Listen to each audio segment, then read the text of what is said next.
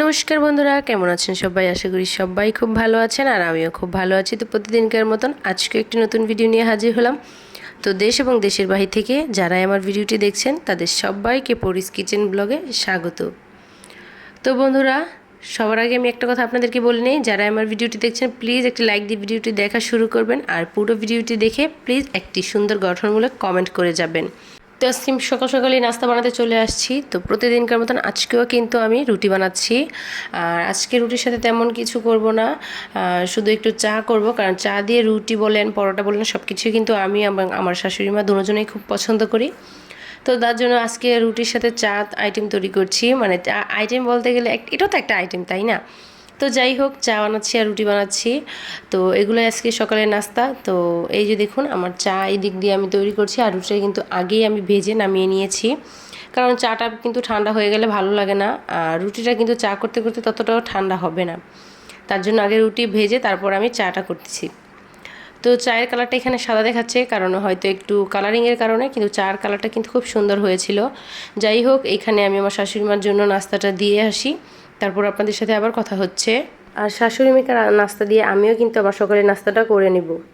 তো ওই দিক দিয়ে সকালের নাস্তা করেই আমি চলে আসলাম কিছু কাপড় চোপড় ভিজানোর জন্য, কারণ কিছু কাপড় চোপড় ময়লা হয়ে গেছে, তো সেগুলোকে একটু ধুয়ে ছাদে শুকিয়ে দিব।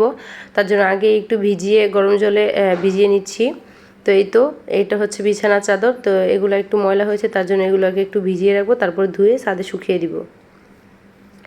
আর এদিকে হচ্ছে লাউয়ের ডুগা। আপনাদের কিন্তু এর আগের ভিডিওতে আমি দেখিয়েছি যে আমি কিছু লাউয়ের ডুগা এনেছিলাম খুব সুন্দর, তো সেগুলোকে আমি বেছে কিছু ফ্রিজে রেখে দিয়েছি। আর কিছু ডুগা আমি এখানে বলেতে আলাদা করে নিয়েছি, এগুলো আজকে রান্না করব। তো এগুলো রান্না করার মধ্যেও প্রসেসিং দুইটা হবে, একই রান্না হবে কিন্তু দুইটা হবে, কারণ আমার শাশুড়ি মা মাছ ছাড়া খাবে আর আমরা মাছ দিয়ে রান্না করে খাবো, তার জন্য একই রান্না দুই রকমভাবে হবে। আর এখানে লাউ শাক নিয়েছি। তো আর এদিকে ডাল আর আলু কিছু একসাথে সেদ্ধ করে দিয়েছি, কারণ আলুটা আমার তরকারির জন্য, তার জন্য একসাথে সেদ্ধ করে দিলাম। আর এদিকে ডালটাও সেদ্ধ বসিয়ে দিলাম প্রেশার কুকারে। তো যাই হোক, সব কিছু আপনাদের সাথে যতটুকু পারি শেয়ার করার চেষ্টা করি। তো সারাদিন যতটুকু পারি আপনাদের সাথে চেষ্টা করি শেয়ার করার। অনেক ব্যস্ততার মধ্যে থাকি, কারণ ছোট্ট একটা বেবি আছে, আর যাদের ছোট্ট বেবি আছে তারা অবশ্যই জানেন যে কতটা ব্যস্ততায় ছোট বাচ্চাদের মায়েদের থাকতে হয়। তারপরেও আমি যতটুকু পারি আপনাদের সাথে সব কিছুই টুকটাক দেখানোর চেষ্টা করি। তো যাই হোক, এখানে লাউ শাকগুলোকে একদম কেটে ধুয়ে আমি লবণ দিয়ে জলে সেদ্ধ বসিয়ে দিয়েছিলাম, হালকা একটু জল দিয়ে আর কি। তো এটা ভালো করে একটু সেদ্ধ হয়ে গেলে তারপরে এটাকে আমি আজকে আলু দিয়ে ভাজি করব, মানে লাউ শাকটাকে। তো এদিকে ভালো করে লাউ শাকটাকে একটু সেদ্ধ করে নিচ্ছিলাম, যাতে করে লাউ শাকটা খুবই মোলায়েম হয়ে যায়। আগেই লবণ দিয়ে আমি এটাকে ভালো করে মাখিয়ে তারপরে হালকা একটু জল দিয়ে তারপর বসিয়ে দিয়েছিলাম সেদ্ধ। তো এটা কিন্তু সেদ্ধ হয়ে আসছে, কিন্তু জলটা শুকায়নি, জলটা শুকিয়ে গেলেই হয়ে যাবে। তো এইদিকে আমার লাউ শাক জল শুকিয়ে একদম ভালোভাবে সিদ্ধ হয়ে গেছে। আর এদিকে আমি কিছু আলু ভেজে নিচ্ছিলাম শাকের জন্য। শাকটা কিন্তু আমি আজকে আলু দিয়ে রান্না করবো, আর এতে কিন্তু আমি কোনো রসুন বা পেঁয়াজ ইউজ করব না। এটাতে আমি কালি জিরা সম্বার দিয়ে আজকের শাকটা আমি রান্না করব, যেহেতু শাশুড়ি মা আমার ঘরেই আজকে খাবে।